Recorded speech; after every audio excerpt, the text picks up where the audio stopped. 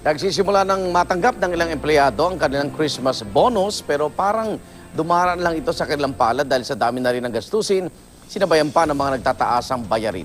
Kaya naman sinusulong sa Senado na taasan tax exemption ceiling ng 13th month pay at maging Christmas bonus.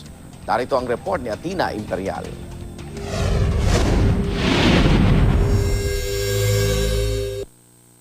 Napakalaking dagdag singil sa kuryente na sinabayan pa ng pagmahal ng mga produktong petrolyo. Ang lahat ng ito, sabay-sabay na pasanin ngayong papalapit na ang Pasko. Kaya naman, paano kaya didiskarte si Juan para pagkasyahin ang kanyang budget? Ang call center agent na si Kenneth Walter Alto, natanggap na ang kanyang Christmas bonus. Pero nakikinita na raw niyang masasaid ang kanyang bulsa. Siyempre nalulungkot ako kasi 'di ba, yung budgeted na pera na sana for the family, kaya mababawasan pa. Ang lalaki namang ito, may strategy na para makatipid. Tipid-tipid din. Divisoria tayo. Yun lang. Tipid-tipid pag may time. Ang hotel receptionist namang ito, makikihati raw muna ng gasto sa kanyang mommy. Sa handa po. Hati kami ng nanay ko. Bukod sa mga gastusin, pasakit din sa ilan nating kababayan ang laki ng buwis na ikinakaltas sa kanilang 13th month pay.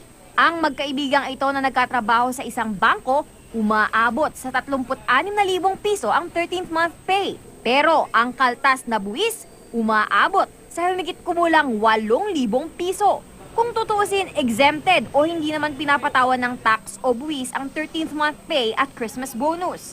Pero yan ay para lang sa halagang 30,000 piso pababa. Kaya nga bonus yun 13th month pay bonus.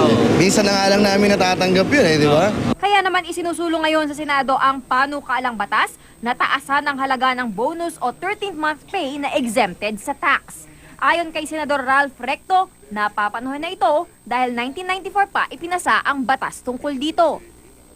Hindi man daw ganon kalaki ang Christmas bonus, mabawasan man daw ito ng tax at sabayan pa ng nagtataas ang presyo ng mga bilihin tulad ng LPG, gasolina at kuryente. Hinding-hindi pa aawat ang mga Pinoy sa masayang pagdiriwang ng Kapaskuhan.